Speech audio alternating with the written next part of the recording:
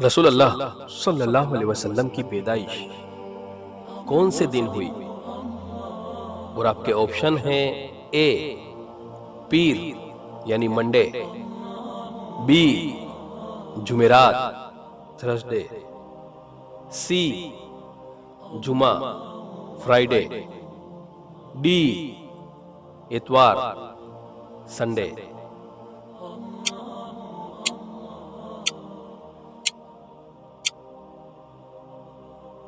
और इस सवाल का सही जवाब है ए यानी मंडे के दिन रसूल अल्लाह सल्लल्लाहु अलैहि वसल्लम से पीर यानी मंडे के रोजे के बारे में सवाल किया गया तो आप सल्लल्लाहु अलैहि वसल्लम ने फरमाया, मैं इसी दिन पैदा हुआ और इसी दिन मुझ पर कुरान की वही नाजिल हुई। सही मुस्लिम।